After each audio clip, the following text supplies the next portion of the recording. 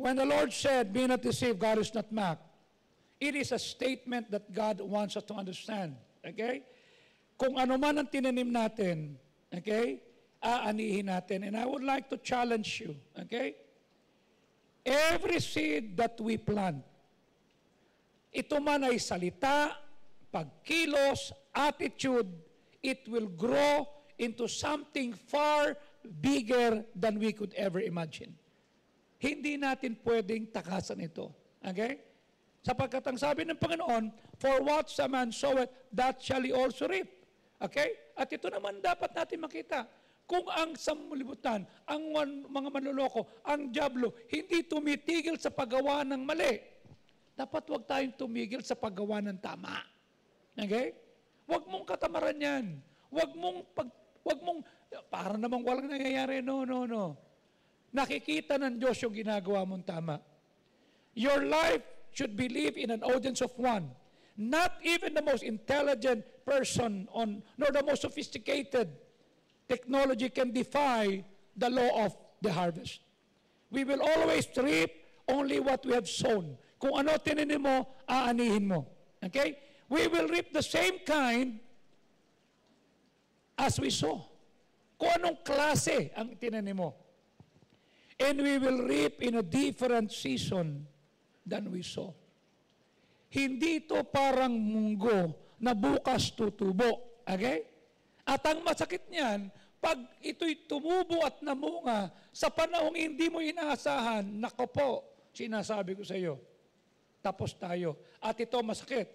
We reap more than we sow. Okay? One small act of kindness can ripple to someone else's feeling. Okay? Nung Sunday, may mga umattend sa atin dito. Nagpipreach ako. Okay? Sabi ng mga men, ba't ganun ang tono mo? Parang hindi yata sa amin yun. Kuya, may pinatatamaan ako eh. May matigas na ulo eh.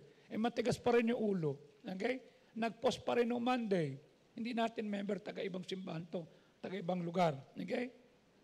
And then pagkatapos, sabi niya sa akin, Pastor, pag-pray mo na makakuha ko ng tinatawag na malaking kasi nag-invest ako sa gold. Sabi ko, alam ba ng pastor mo yan? Humingi ka ba ng prayer? Hindi po. Kanina, nag-post siya. Puro luha. Bagsak ang presyo ng gold. Then nag-post siya. Sana mabawi ko ulit. Then nag-post siya. Ito kami ngayon. Tinawagan ko yung pastor niya. Sabi ko, nakita mo yung pinadala ko sa iyo? Oo eh. Matigas talaga ulo eh. Nag-post pa ulit. Nung Lunes, sabi niya, gusto ko yung mga kaibigan ko, mga pastor.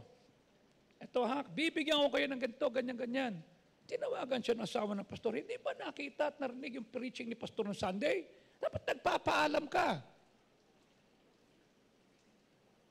Kasi ano ano nangyari? Umiiyak yung kamote ngayon. Lugi siya sa investment niya sa gold. Why?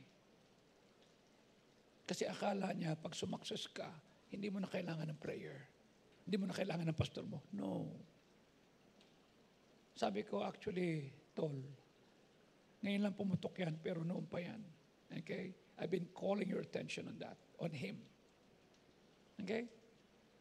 Ang masakit ito, baka puhunan yan na ibinigay sa kanya ng mga tao sa negosyo o baka may mga downline siya na nagamit yung pera at pagkatapos na ubos. Listen, when we sow good, bountifully we will rejoice and receive from the hand of God. Pag maganda, the harvest is always greater than the seed planted. Okay?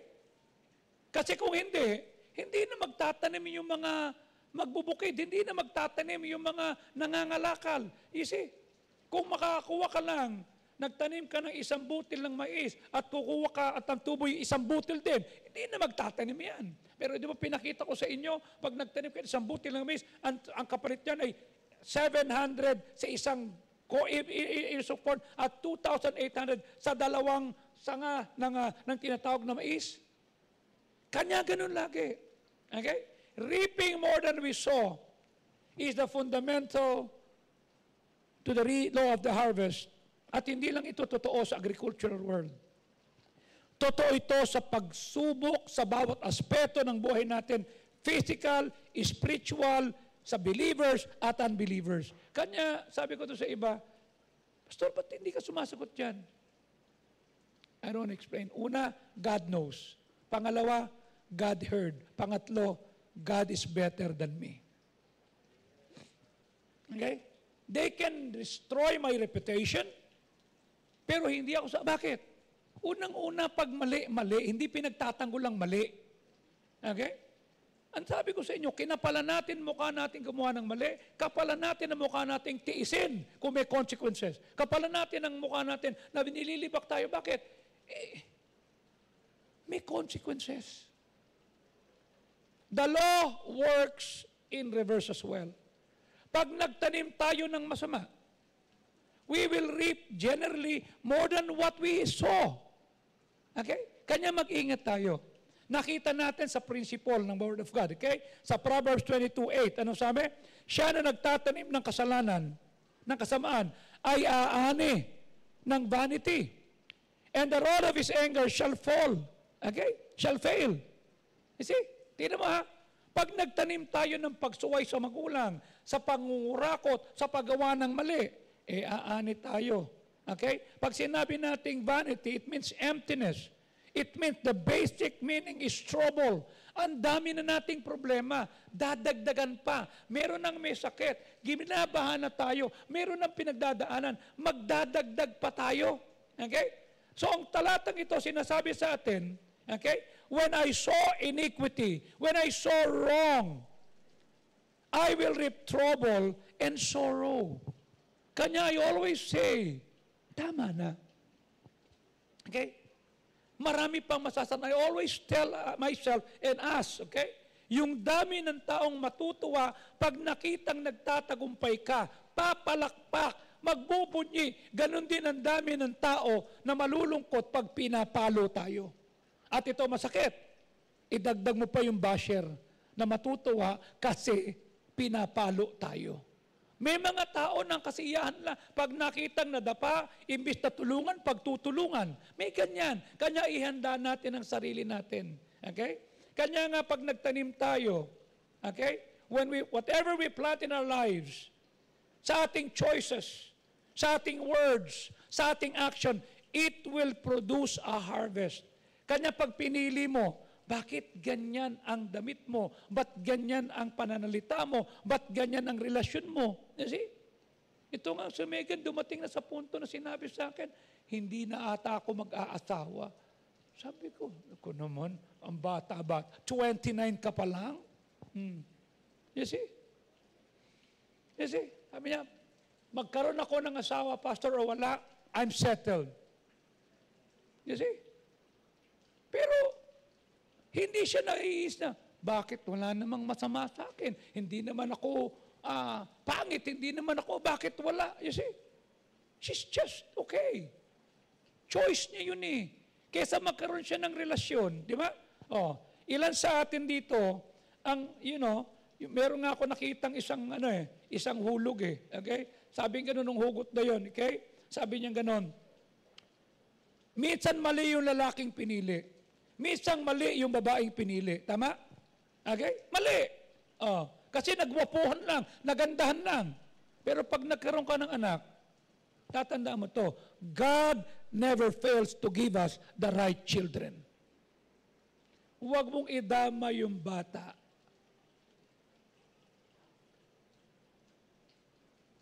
Okay? Ang masama niyan, paano kung yung bata kamukha ng tatay na hindi mo gusto? O kamukha nung nanay na hindi mo gusto. Am I right? How would you do that? Okay? That's why I want you to see where will you be 20 years from now, 30 years from now. You see? Remember what I told you? 2005, I went to LaSalle and I asked LaSalle, what course will you give my son? na hindi siya maghahanap ng trabaho. Then he told us about ICTM, okay? Is that has something to do with ECE but not ECE? Yeah. Okay. So, pinasukan ni Jeff yun. Okay? First time niya pumasok. And true to what they promised, Jeff never looked for a job. Kanya ito tanong ko, 2035, 10 years from now, relevant pa ba yung kurso mo? O napalitan ka na ng AI? Ilan ang nawalan ng trabaho na nagtatrabaho sa NLEX o SLEX kasi nandoon sila sa tinatawag na railing na pag may padarting, kukunin, ngayon wala na kasi automated. At kahapon, nagpahayag ang Pangulo na isa na lang na easy trip ang gagamitin. It's either easy trip or whatever is that. Isa na lang para hindi na mahirapan kasi ang dami. Okay? Ang tanong, hindi na ilalagay sa headlight. Saan ilalagay? Sa loob na ng windshield. What does it mean? Mapapabilis. Ilan ang mawawalan ng trabaho? Are you with me? Kanya sabi ng Diyos, in all your ways acknowledge Him, and He shall direct your paths. Okay? Kagabi pagdating namin, nagulat ako si Jeff bumalik. Oh, Jeff, bakit? Kala ko umuwi ka na. Opo, may meeting pa po ako eh. You see? Nakita ko si Jeff, nandun sa bahay, nandun ng meeting, si Bron, inaayos namin. Sabi ko, okay ka lang? I'm okay, Dad. I'm just okay. You see? Sabi ko, natutuwa ako sa ina ka. Bakit?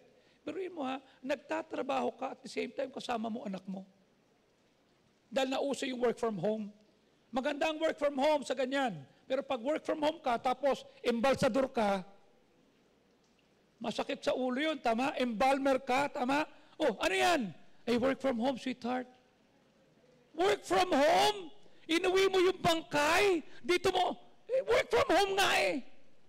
Yun lang ang hindi maganda. Ayun mo. Now listen.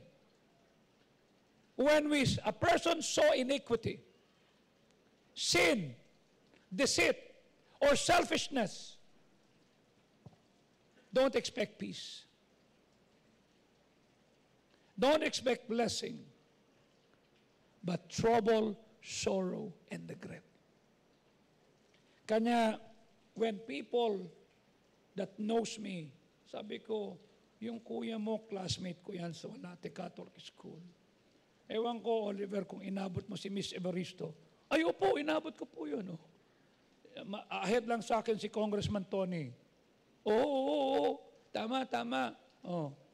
Isang schoolan tayo, di ba? Ngayon, nagtataka ka, ba't ganito ako? Ba't si Barry? Ganon. Ba't si Vic patay na? Yung mga barkada ko, yun nasa tapat. Bakit?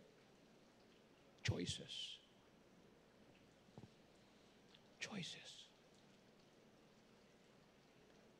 Kanya sabi ng Galatians 6:7, be not deceived, God is not mocked, for whatsoever man soweth, that shall he also. Ibig sabihin, every decision carries a consequence.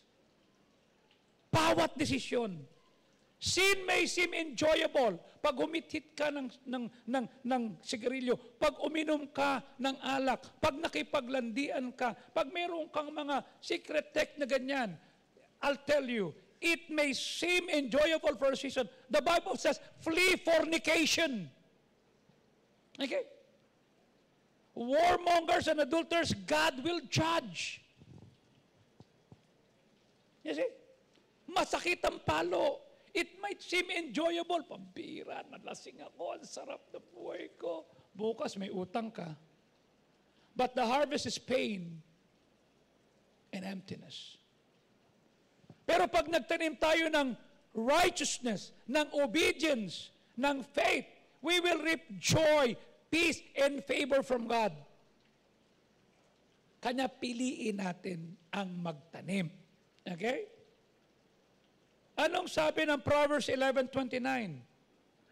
Siya na gumugulo ng kanyang bahay, siya na bumabagabag ng kanyang bahay, will reap and inherit the wind.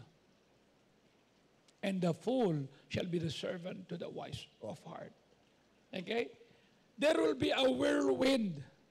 Meaning, there is more. The person who brings trouble to his family, Okay? Nagdadala ng trouble, division, disobedience sa family, will inherit the wind. Sabi rito, aanihin natin yung wind. Meaning, it will be emptiness. It will be instability. It will be losses. Yung effort natin will produce nothing but miserableness. Kanina kausap ko si Chit, sabi ko, kamusta yung asawa mo? Na-operahan na po, maayos na po. You know what? I'm happy. You know why? Ikaw yung humahawak sa trono ng Diyos. Dahil masakit asawa niya eh. Hindi malakas. Pero makikita mo si Chit, okay? Faithfully ginagampanan yung kanyang tungkulin sa GTBA. Faithfully dumadalo. Pwede naman siyang sabihin, Pastor, pwedeng excuse muna ako. Kasi maghapon na ako sa church eh. Tapos nagturo ko, yung asawa ko ka-opera lang eh. Pero makikita mo nandito siya. You know what she's doing? She's sowing seeds. Okay? May dahilan siya na gamitin sa akin. Pwede sabihin sa akin ni Marisa, Pastor, I'm not young anymore. You see? Pero makikita mo nandito, makikita mo si Josie, bagamat yung kanyang tinuturuan, hindi naman marawian, pero yung effort niya, the same. You see? Alam niya ni Mel, pag nagtuturo na yan, yung effort niya, hindi yung dami ng estudyante, kundi ang effort niya nakabase sa relasyon niya sa Diyos. You see? Kanya hindi ako nagtataka that God is giving her favor. Ang tanong ko ito, okay? Ano dinadala natin sa bahay natin? Kaguluhan? You see? Instability? Oh. Sabi ko kay Chit kanina, Chit, I'm so thankful. Okay? Tuloy ka lang, natutuwa ako sa iyo. I'm so happy. You see? Ikaw yung dahilan bakit yung family mo pinagpapala. I asked you, ikaw ba dahilan why the Lord is blessing your family? Or ikaw yung dahilan na nagdadala ng trouble sa family? You see? Ang dami ko ng kahiyang dinala sa nanay at tatay ko. My father died when I was still in the world. He never saw me, reform o nagkaroon ng pagbabago. No, all he knew, pasaway ako, magulo. I always say, sabi ko nga, may kausap ko na isang araw, sabi ko, pag sinabi mong peaceful, it's a different word. Peaceful, you say it when you're capable of being violent. Okay? Kaya pag sinabi kong, hindi, peaceful na ako. Ibig sabihin, kaya kitang gulpihin, kaya kitang katayan. Pero kung hindi mo kaya maging violent, hindi mo kaya manggulpi, hindi ka peaceful, harmless ka. Okay? Coming from where I came from, okay? I'm capable of doing a lot of bad things. Pero pag nakita mo akong payapa, pag nakita mo akong hindi na sumasagot, pag nakita mo akong nakatingin lang ako sa'yo, pag nakita mo hindi ako nakikipagtaas, pag nakita mo akong hindi na ako gumagawa pa ng bagay na hindi pagpapalain ng Diyos, I learned to be peaceful. Sabi ko, Lord, okay na ako. Bakit? Ang dami ko ng kapaitang dinala sa nanay at tatay ko. Gusto ko naman magdala sa bahay ko ng kabaitan ng Diyos. You see? Kagabi, sabi ni Pastor Pro, nakausap ko, Pastor, yung kapatid mo. Kapatid mo si Bernie? Oo. Andito si Pastor Pro, yung family niya, at saka isang missionary natin. Sabi ko, kuya ko yun. Kuya mo yun? Oo. Tignan mo si Bernie, mukhang matanda pa sa akin. You know why? Hinahabol ko pa yan si Bernie kasi laging nasa pusoy, nasa bilyaran, nasa sugalan. Magaling yan. You see? Hindi mo matatalo yan. Pero it catch up on him. Okay? Oh. Nung save na ako, hinahanap ko pa yan. Pag nakita ko, sabi ko, nasaan ka na naman? Di ba sabi ko, dapat nasa church tayo. Tingnan mo to, ha? Pag niyaya mo, kamag-anak, kaibigan, tropa mo sa simbahan, tara, simba tayo. Ang sabihin, hindi, marami ko, sige, thank you, ha? Ganun lang. Pero kapag niyaya mo sa party, sa swimming, tara, punta ka, naku, baka mangitim ka, sumama ka na. Bakit pag nagyayaya ka sa pasyalan, napaka-eager mo, pagdating sa simbahan, pag tumanggi lang, hello? Are you realizing what you're doing? Pagtakainan, todo ang pamimilit mo sa Panginoon na magtutulong sa kanila sa kabutihan, hindi mo mapilit. Dapat kung gaano tayo kasigasig magyaya sa kainan, sa party, sa tinatawag na pamamasyal, dapat lalo tayong maging magsigasig sa paganya. Bakit? Kung hindi ko kinulpihan, sabi ko, lagi kang tumatakas ha. halika. Nayayamot na ako sa iyo. Sabi ko kay Bernie, di tayo, huwag kang maingay ha. Natutulog na si Mami. Di ginulpi ko sa loob ng CR. Ito, isang dakot na sili. Nguyain mo yan. Kuya, sili yan mang. Natural, mangang. Huwag kang maingay. Ngayon, tumakbo ka sa kalye na nakahubad ka. Makulit ka eh. Doon kami sa Kapinpin hanggang doon sa Meno. Ngayon, uulitin mo pa yan? Ha? Pag hindi kita nakita sa church, kakatayin kita. Pinilit ko. Ngayon natutuwa ako. 61 ako. 57 siya. Okay? Kahit nasabi ko, kahit hindi ka na nakapag-asawa, pati si Jenny din napag-asawa, naman tutuwa ako na yung mga kapatid ko namatay sa Panginoon. Okay? Yung iba pala mga pamangkin mo yan? Oo. Sabi ko, yun pamangkin ko rin yan. Bakit? Sabi ko sa kanila, pag hindi kayo natutong maglaan ng oras sa Diyos, uulitin nyo lang kasaysayan ng mga magulang nyo. If I saw good, I reap greater evil. Nakita natin yung nangyari kay Jacob, right? Ano nangyari kay Jacob sa Genesis 27? Okay? Verse 5 hanggang verse number 16. Ano nangyari? At nung marinig ni Rebecca na sinabi ni Isaac kay Esau, pumunta ka, maghanap ka ng papaitan, dali mo sa akin. Verse number 6, at sinabi niya kay Jacob, narinig ko tatay mo nagbilin sa kapatid mo. At ang sabi sa verse 7, magdala ka ng papaitan at kumuha ka ng pagkain ng kalderetang kambing at dali mo sa akin bago ako mamatay. Verse number 8, at sinabi ng nanay, ito gawin mo, sundin mo tinig ko, okay? Sundin mo sinutos ko sa iyo. Verse number 9, pumunta ka, kumatay ka, okay? 2 maliliit na kambing at pagkatapos magluto ka ng papaitan. Magluto ka ng kaldereta. Verse number 10, at dali mo sa tatay mo para kumain siya at pagpalain ka bago siya mamatay. Verse 11, tumayo si Jacob, sabi niya, Nay, problema yan si Esau, balbon, ako hindi. Verse number 12, at sinabi, malalaman na nandadaya ako at ako'y imbis na pagpalain, susumpain.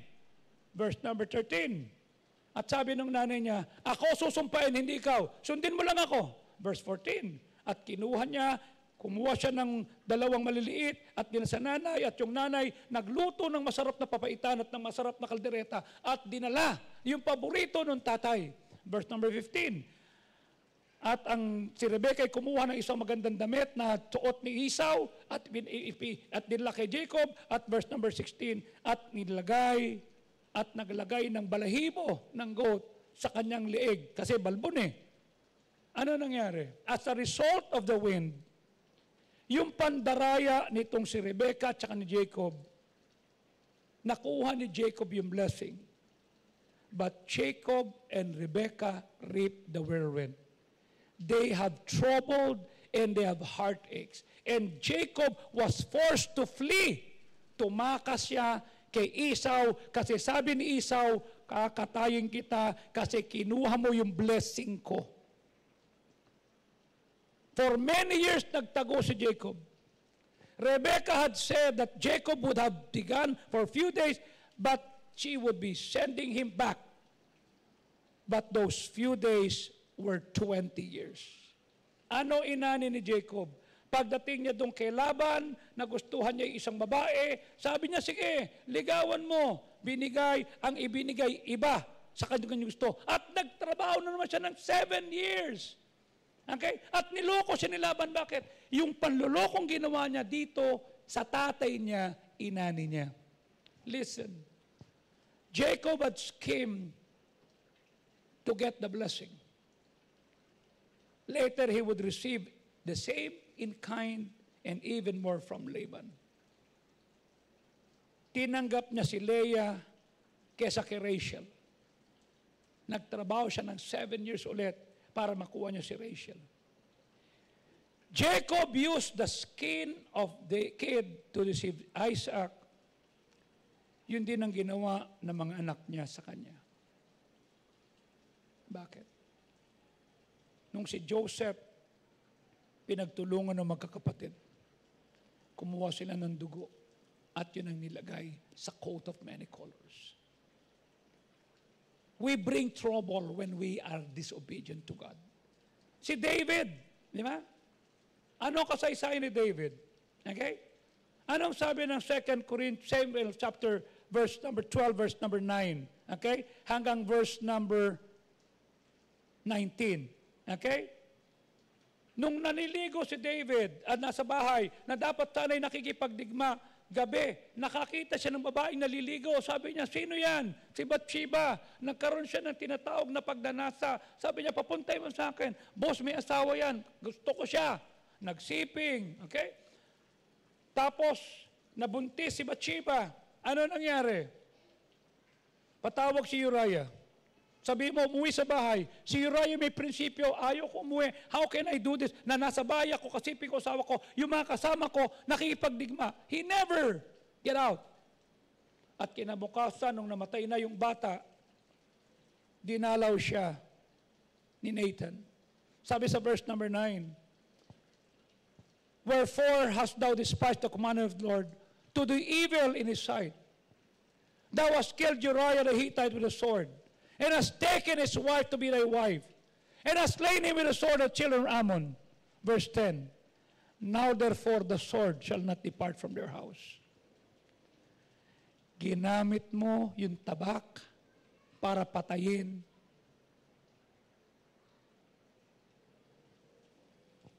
si Uriah, ito aanihin mo. The sword shall not depart from thy house. Because thou hast despised me, thou hast taken the wife of Uriah the Hittite to be thy wife. Listen, he did that in secret, but God chastised him in public. Verse 11, at sinabi ng Diyos sa kanya, I will raise evil against thee out of thy house. Meaning, hindi na tayo kukuha ng ibang tropa. Mga anak mo na manggugulo sa iyo. Bakit?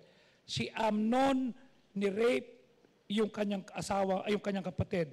Yung kapatid niya si Absalom, pinatay si Amnon. Okay? Sila. Why? He bringeth trouble to the house. Ano sabi nito? Kukunin ko yung asawa mo at ibibigay ko sa neighbor mo at yung mga yan ay sisipingin ng asawa mo sa harap ng liwanag ng araw. Verse 12, ginawa mo to ng patago. Ipopost ko sa Facebook to. Sa Instagram. Sa X. Sa Thread. Are you following me? Verse number 13. At sinabi ni David kay Nathan, this is the right attitude. I have sinned against the Lord. Hindi na siya nangatwiran. Hindi niya sinabi, kasi naman Lord, naliligo, nakahubad. Natural, meron ba naliligo, nakaduster? Wala na siya sinisi. I have sinned against the Lord. The only way that helps me to face my battle is when I became honest with God. Lord, wala akong sisisihin, ako lang. And Nathan said to David, the Lord hath put away thy sin. Hindi ka mamamatay. Pero haharapin mo yung consequences. Diyan na papasok ngayon yung grace. Diyan na papasok ngayon yung mercy. Okay? Pero hindi tayo exempted sa consequences. What the Lord is waiting for me, waiting for you, waiting for us is honesty. Hanggat may sinisisi ka. Siya ho kasi nauna eh. Siya po yung nagmure. Siya po yung nagtaas ng boses. Siya po yung bumangga sa akin eh. The more we blame people, the more we become lame. What we need is the attitude of David. When Nathan said, mamamatay ka, ito mangyayari sa iyo, ito ang hapalo sa iyo ng Diyos. Alam mo sabi niya, I have sinned. I will not explain anymore. Mali ako. Verse 14. Kanya lang, because of this deed, binigyan mo ang mga basher to blaspheme the Lord. Binigyan mo ang mga unsaved para lapastanganin tayo. Kaya sabi ko sa inyo, nung pumunta ako nung Monday night, inatid ko si Bron. Sabi ko doon sa mga tao dyan, pasensya na kayo ha, sa ginawa ng isang tao. Pastor sinira ho yung bahay Alang, pinagalitan ko na. That's wrong. Sabi ko, kapit-bahay natin to. Kababata, ako na nahingi ng paumin sa inyo. Member mo ba yan? Hindi ko member. Kung member ko yan, papaluin ko yan. Namamalo ako. Tama, Pastor, may paddle ka, di ba? Kilala mo ako, Oliver, right? PSG yun. Sabi ko, can you accept my apology for what he did? Opo, Pastor, okay na po. Nasabi ko na rin kay Kuya Barry. Sabi ni Kuya Barry, okay na. You see? Charge to me, ha? Opo, Pastor.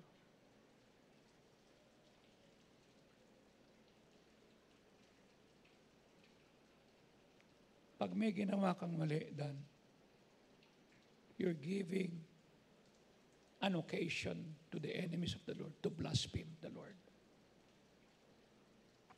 Nung gumawa ko ng kagaguhan,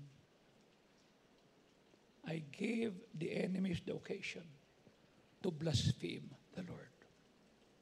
Ang tanong ko ito, kaya ba natin yon?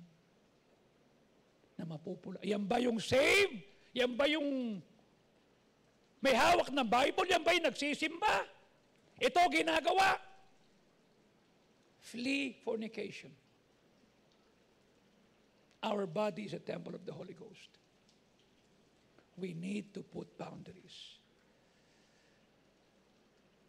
Ano sabi?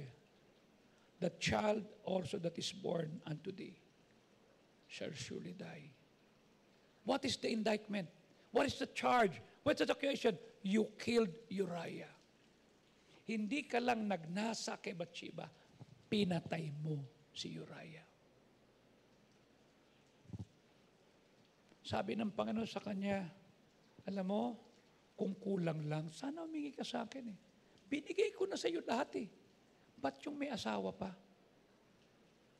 Ano sabi ng verse number 9?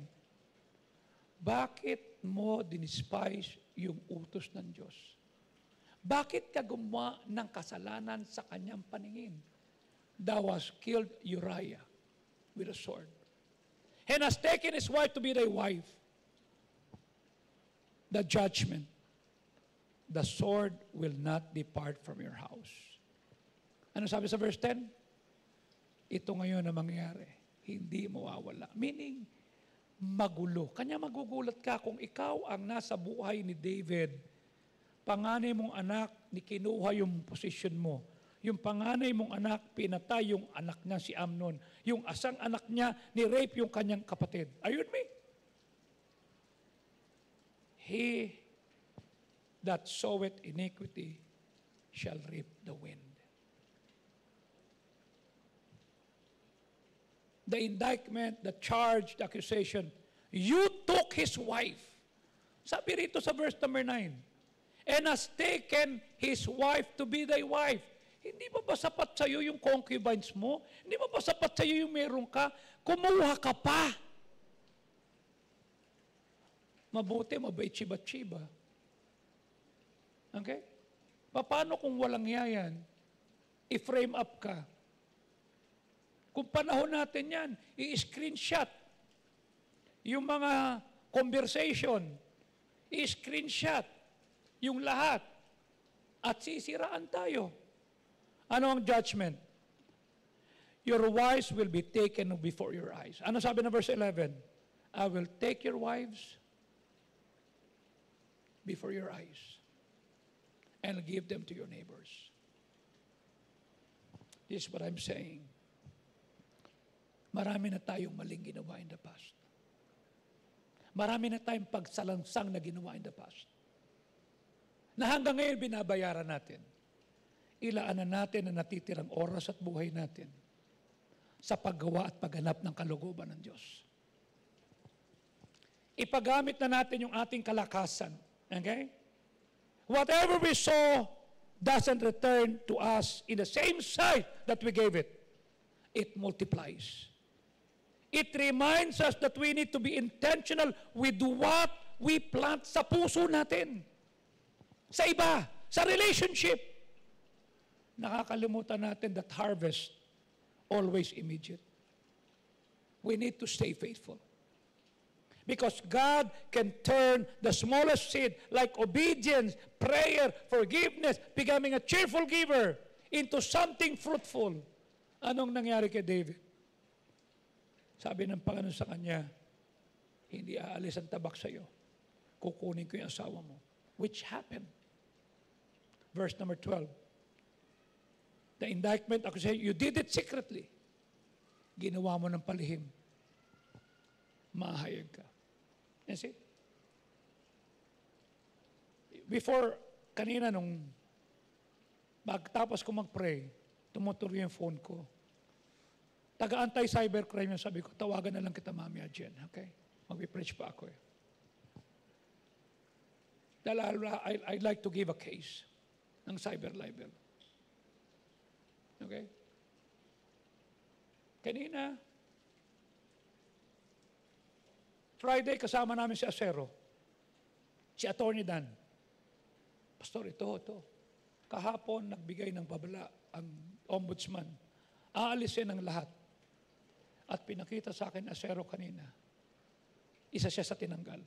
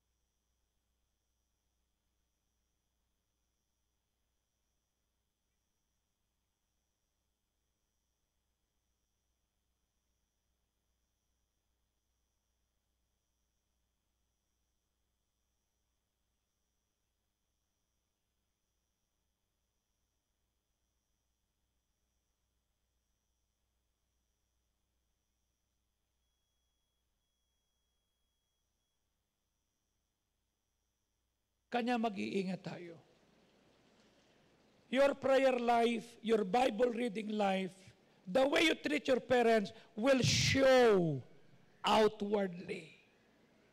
Yung diet mo, yung kinain mo, lalabas lahat yan. The judgment is this. Your wives will be defiled openly before all Israel. Ano sabi ulit sa verse number 11? Sa bandang dulo? And thy wives, and he shall lie with thy wives in the sight of the sun. Verse 12. For thou dost secretly, I will do this thing. What does it mean? You gave occasion to the enemies of Israel to blaspheme the Lord. Ito ang sinabi ng verse 14. Dahil ginawa mo to, kaya dapat mag-iingat tayo. Naranasan ko na yan. Napahiya Panginoon, napahiya ang Ecclesia, marami nasaktan. Why will I go back? Why will I go back to the old same? Di ba sabi ko sa inyo na Sunday? We cannot change our story. We cannot change our past. But we can change the way it will end. Ang tanong ko, paano mo tatapusin ang buhay mo? Matigas na ulo, pasaway, blessing, stick to the principle. The judgment is this, okay? The born will die. The baby will die. Nakita natin yung kay Jacob, nakita natin David. Ito naman. Marahil hindi tayo kagaya ni David na mabudol. Marahil wala tayong kagayang kasalanan na ginagawa ni David na nangalon niya, pumatay. Tignan natin itong ulit as we close. Yung dila mo. at salita mo. James 3:5 and 6. Gayon din naman ang dila na maliit na sangkap ng katawan na nagyayabang ng dakilang bagay. Narito, kung gaano kalaki ang gubat na pinag-aalab sa isang maliit na apoy. Verse number 6, ang dila ay parang apoy sa kasalanan ng sanlibutan na sumisira ng katawan. Okay? At nagpapalab ng apoy. And it is set on the fire of hell. Now, James is still teaching us the power and the danger of tongue. Kanya I always say, if you have nothing good to say, shut up. If the person is not part of the problem, if it's not part of the solution, you have no right to tell. Kung may kaaway ka, Lucilin, huwag ka nang mag-recruit ng ibang tao para mainis doon sa kaaway mo. Huwag ka nang mag-recruit ng kaaway mo, Joy, na, huwag kong batiin yan, pag binati mo yan. You see? Tumawag nga sa akin nung Monday, sabi niya, bossing, parang malamig ka ata sa akin. Paano hindi ko malamig? Galing ako ng Tagaytay, ano ka ba? Hindi, walang biro. Ano? Dahil ba doon sa ginawa ko?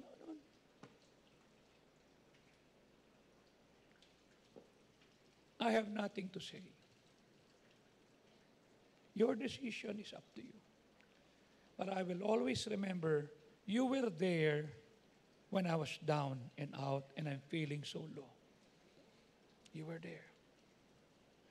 At wala akong karapatang diktahan ka kung sino patatayo mo sa pulpito mo. Ito lang ang warning ko sa iyo. You're a good preacher. Para kang spiral sa Sofitel. Why would you allow your people to taste Diwata Pares overload? Pero wala. Nothing. Okay? I will not say anything about the person. I'll not say anything about you. It's your choice. Bakit?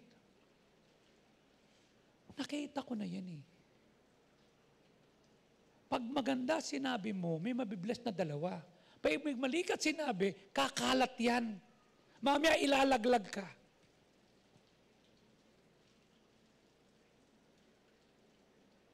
Proverbs 18:21. Ano sabi ng Proverbs 18:21? Death and life are in the power of the tongue.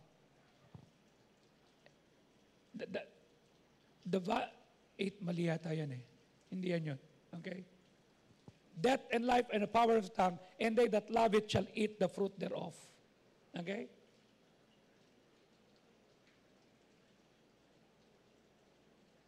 Pag nagsalita ka ba, bubuhay o papatay? Am I right? Pag nag-post ka ba, papatay o bubuhay? I make the Lord Jesus be the Lord of my Facebook, of my Instagram, of my X, of my Messenger, and anything. Hindi ako pwedeng mag-post ng mababaso, meron akong no, why?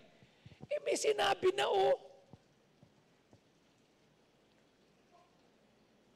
kakainin ko to. Ang dami ko ng problema. Bagamat ang dilay maliit, it can have a massive impact, a tiny spark. Sabi ng Bible, the tongue is a little member. And it seems little and small and significant. Pero meron niyang power to build or to destroy. Saan mo ginagamit ang iyong dila? Mag-build or mag-destroy? Are you a messenger of hope?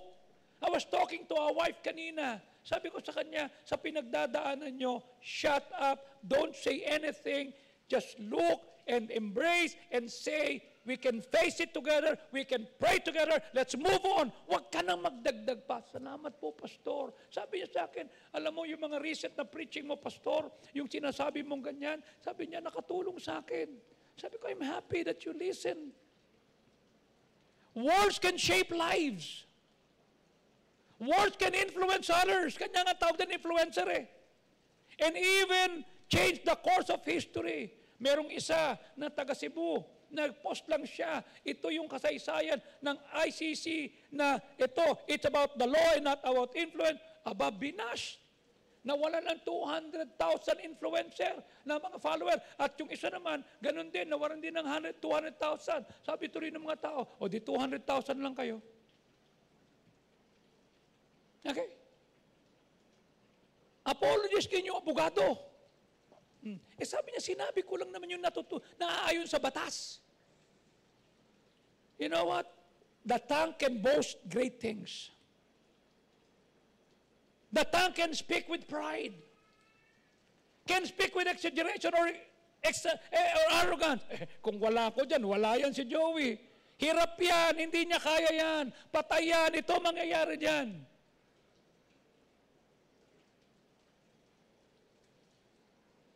The tongue can always boast of what it can do. Na nakakalimutan natin, it must be controlled by a humble heart. Kaya mo bang i-repair yung mga natisod? Ako, I don't blame people who left here when I was wrong. They're right and I'm wrong. Kanya nilagay ko dito, Sir, I would like to see Jesus. Nilagay ko dito, we preach to motivate, not to devastate. Bakit? Babantayan ako niyan, mag-iintay yan, nauupakan ko. I will not do that. Why? I'm wrong. Tama sila. A single careless word can start a conflict. It can ruin reputation. It can break relationship or cause lasting harm. Matutuwa ka na yung dating magkaibigan, maghiwalay na kasi may sinabi ka. Matutuwa ka na yung dating magkasama. Oh.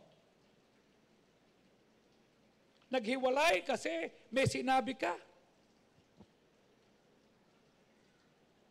The tongue can express every kind of sin. Lying, gossip, criticism, anger, pride, deceit. Eh sabi ng Bible, pag meron kang hindi nagustuhan, Louie, puntahan mo si Marisa. Iwan mo yung kaloob mo, makipag-settle ka. That's it. Anong kinalaman, Ramil, ni Ayesa, sa problema mo kay Kyle? Kay Kyle nga, no? Oh. You see?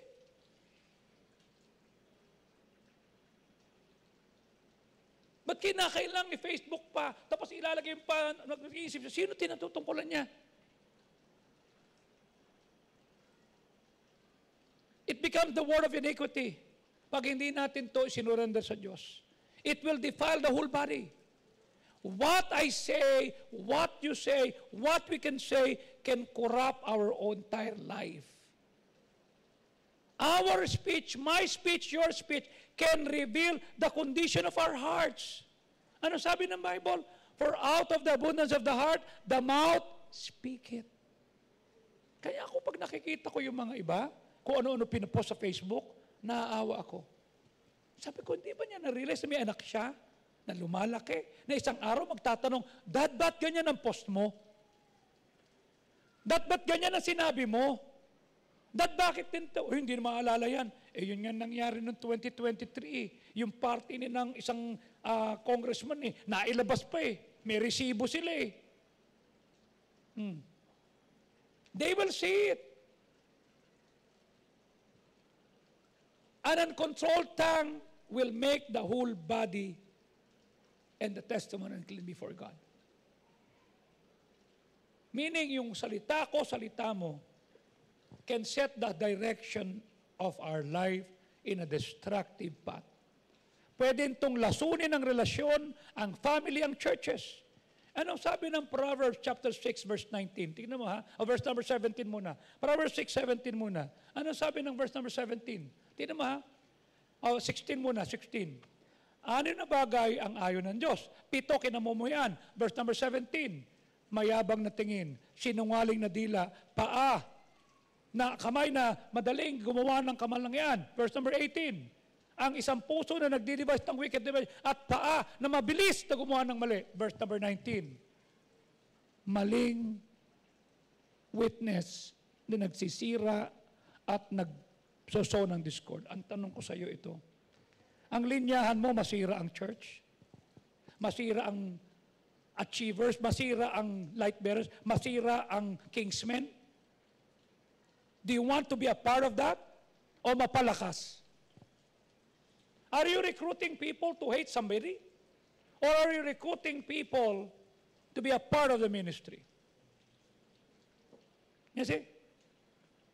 These words, my words, your words, can poison a relationship or can strengthen a relationship. When my speech is fueled with bitterness, with anger and deceit and pride, gagamitin ng kaawayan to destroy lives. That's why I always say, maraming tumatawag sa akin magmula kahapon, nung Lunes, Pastor, nandito po kami. Oh, sino-sino kayo? Ako po, si Pastor Marlon, mga taga-Pangasinan. Nasaan kayo ngayon? Nandito po sa Agusan. Sinundo po kami ni Pastor Cosare. Wala pong binanggit to, kundi kayo Pagpunta po namin dito kay Pastor Paul si Pastor Paul Tins, andito po si Pastor Weste, wala pong binabanggit. Sabi ko, wala sila magkwento dyan kung ano ikukwento. Andito pa rin si Pastor Job. Sabi ko, kaya siya nag-umuwi na maaga, pupunta siya dyan. Okay? Sabi ko, kamusta lang ako dito? Namimiss ka na daw nila. Sabi ko, we're doing well. Just listen to them. Be a blessing. Kanina tumawag, Pastor, tinitreat po kami dito. Sabi nga ito ginawa saan kayo? Nag-island hopping po kami. Sabi ko, good. Lahat po na makakausap namin dito, pinasabi, ganito daw po kayo. Sabi ko, no. It started 2004. I went back and we challenged them. Ang tanong ko sa iyo, pag nagsalita ka, naninira ba tayo o nagpapatatag? May masisira or what? That's why we must surrender yung tongue natin, yung speech natin sa Holy Spirit so that our words will heal, our words will encourage, our words will glorify God. Kesa manira. Bakit? Ang dami ng pinagdadaanan ng tao. You see? Pas tayo pa magpapagulo. Before we speak, we should ask ourselves, will these words build up or destroy? Will they bring light or spread fire? Will they reflect the heart of guys or my heart? You see? Dapat may ingat tayo. Pag may kausap ako, I don't say anything. Kung may alam ako, sa akin na lang yan. Kamon may nag-post. Sabi, Pastor, mainit. Sabi ko, nagpa-picture ka Okay lang yan, pa-picture ka. Umemen ako, amen. Salamat po sa inyo. You see? Bakit? Kung susulsulan ko pa yun, magkaaway-away sila. You see? When God controls our tongue, He can control our hearts. At pag ang puso ay tama, yung words natin will be a blessing, not destruction. Ano sabi ng Proverbs 10:19? In the multitude of words, there wanteth not sin. But he that refraineth his lips is wise. The more we talk, the more likely we are to say something wrong. Kaya tama, less talk, less sin, less mistake. More talk, more sin, more mistake. Too many words will lead to gossip. I would rather sit in a company of people talking about God, talking about soul, talking about the Word of God, than talking about people. Ayoko niyan. Not my cup of tea. Bakit? Galing na tayo dyan Wisdom will show not by how much you speak, but by knowing when to stay silent.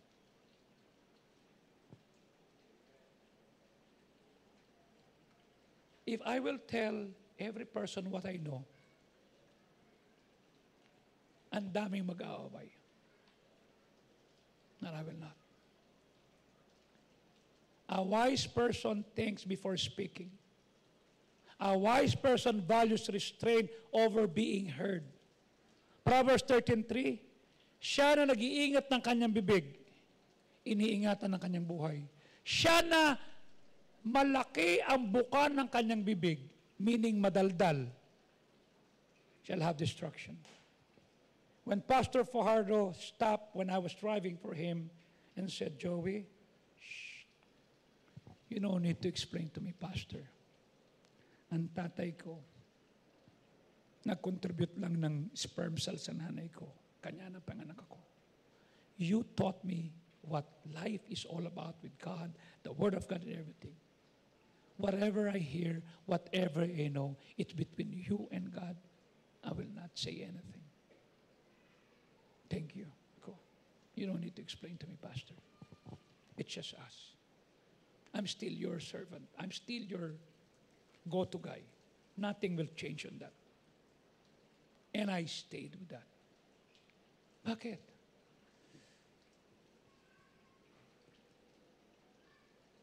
Controlling our tongue protect us from trouble. My words, your words, our words can either preserve life or destroy life. Pag binantayan natin ang ating bibig, walang conflict. Walang ruined relationship. You see? Self-control in a speech is a sign of spiritual maturity.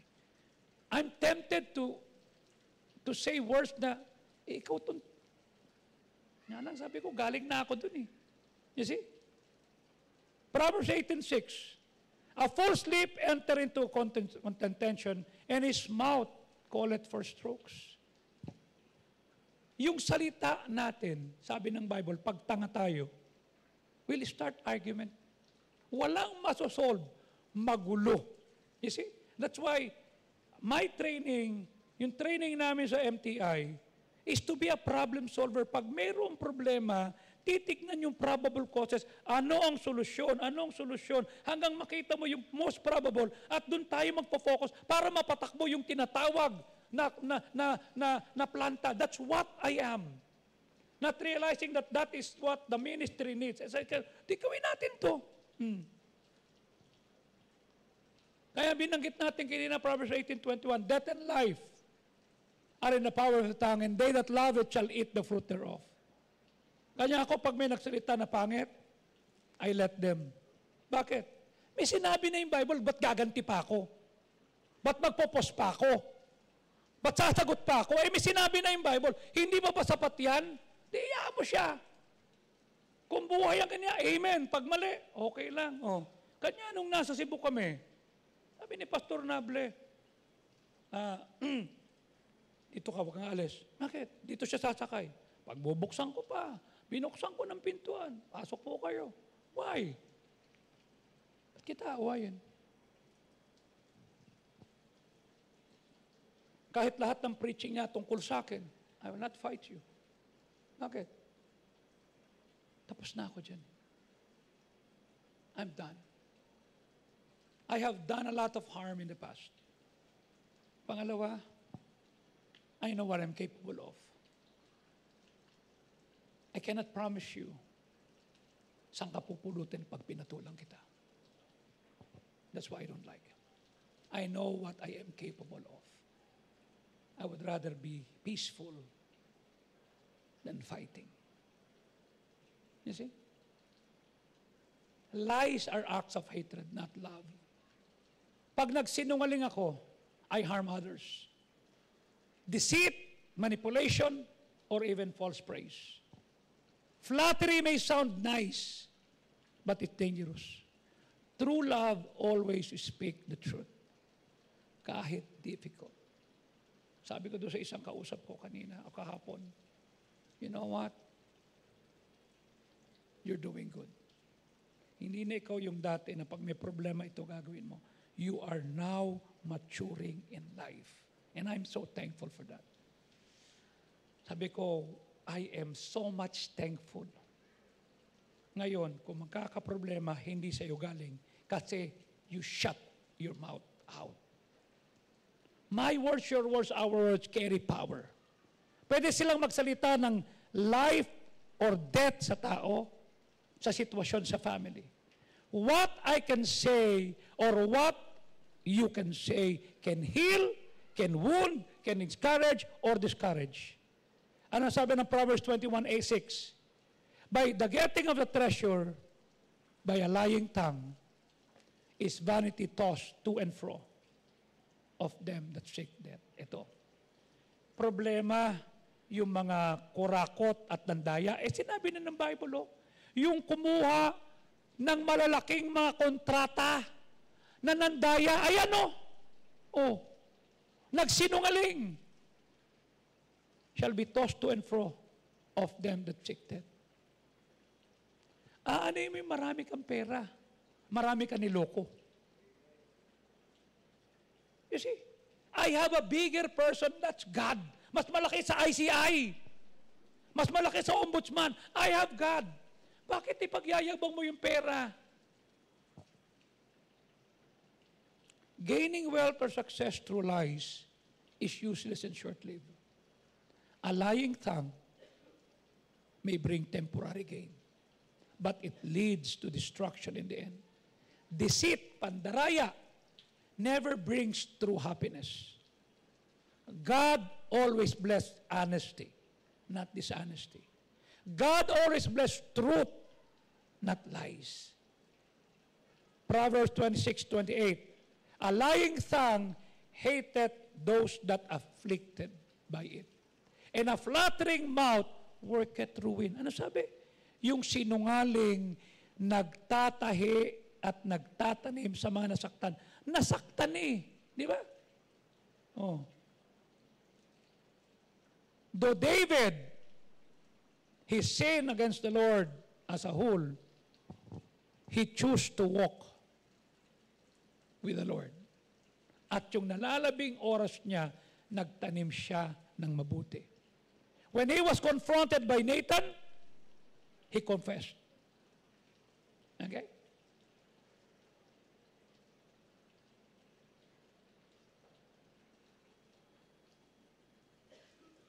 If I sin with my mouth, if I sin like Jacob, sa nananabing oras, I always say 72 years maximum ng tao, ng lalaki. I only have 11 years. Will I waste my 11 years destroying people or building people? You see? Will I use my life, my time, my talent, my treasure, building up people or destroying them? Though David messed up, though Jacob deceived, though we made bad use of our tongue, pwede pa tayong makabawi.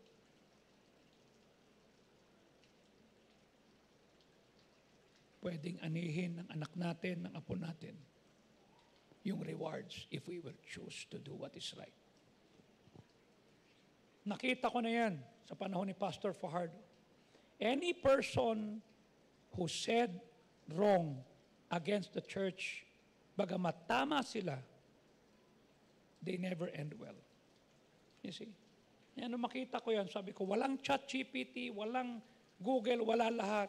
Just plain Word of God and learning by experience, doon na ako gumawa ng lesson on how to treat the pastor. Sabi ko, no, pipiliin ko to. You see? Pipiliin ko to. That's why I always say, have a model that will inspire you. Yung ilalapit ka sa Diyos, ilalapit ka sa Word of God, ilalapit ka sa church, ilalapit ka sa pastor, ilalapit ka sa kaluluwa, at yung kaluluwa ilalapit sa iyo, yung simbahan ilalapit sa iyo, yung pastor ilalapit sa iyo, yung Word of God ilalapit sa iyo, ang Diyos ilalapit sa iyo. Yun ang pinili ko. And I always say, copy the principle, not the personality. Bakit? Mawiwindang ka dyan. Gagayahin mo yung tapang niya, di mo naman kaya. You see? Choleric yan. Hindi ka naman choleric. I'm a choleric sanguine. You see? My mind is different. Okay? I have a different temperament. So I offer it on that. Pag alam kong ganito, I shut up. You see? Sa gabi, nung makita kami na Pastor Paul, sabi ko, oh, dito ka pa? Opo, Pastor. Sabi ko, thank you for waiting ha, kasi may kinausap lang kami. Nag-usap kami, may pinag-pray, ito. At sabi ko, tipo, oh, sabi ko,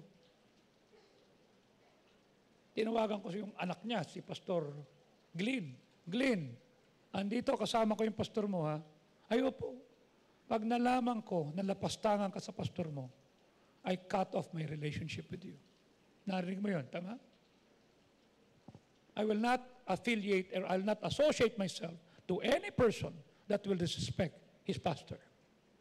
Opo, sa iyo ko natutunan yan, pastor. Sabi ko, yeah.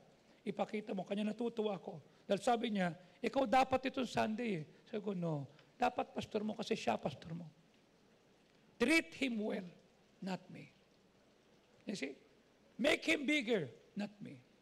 You see? Siya pastor mo. I am not happy na mayroong mamamagitan sa akin between the pastor and the member. I am not there. I will always bring a member to his pastor, whoever the pastor is. Hindi ako makikialam, hindi ako kukuha, basta loyal ka sa akin, ha? Basta ito gagawin. No, I will not that. Bakit? Nakita ko na yan. Nakita ko na yan. I'll not play that game. Because the Bible says, be not deceived, God is not mocked. For whatsoever man soweth, that shall he also reap. Verse number 8. He that soweth to his flesh, aani siya sa corruption. But he that soweth to his spirit shall reap everlasting. Verse 9. Let us not be weary. Huwag kang mapagod gumawa ng tama. Jacob, David, dila. Pag mali ang paggamit, may consequence. At ang nakakatakot, we will reap more than what we sow. That's why he said, 10 years from now, 2035, nasan tayo? Let's all stand up, please. Father, we thank you. Tulungan mo po at pagpalain kami na maintindihan namin every seed we plant, whether in words, action, and attitude, will grow something far bigger than we imagine. Yung bawat maliit na kilos namin na mayroong kagandahang loob will bring healing, and one careless word can wound deeper than we thought. Lord, help us to be intentional. Na magtatanim kami sa puso namin, sa ibang tao, lalo tigit sa iyo, na mga bagay na mabuti. Huwag mong hayaang makalimutan namin, the harvest is not always immediate.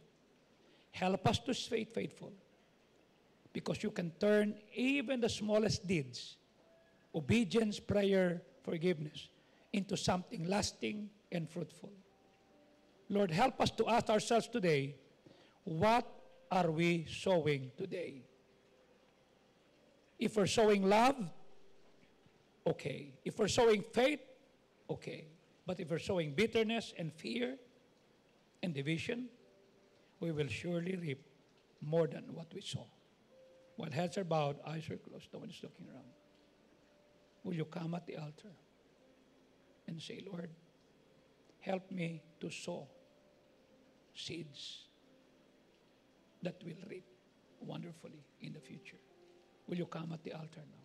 God bless you.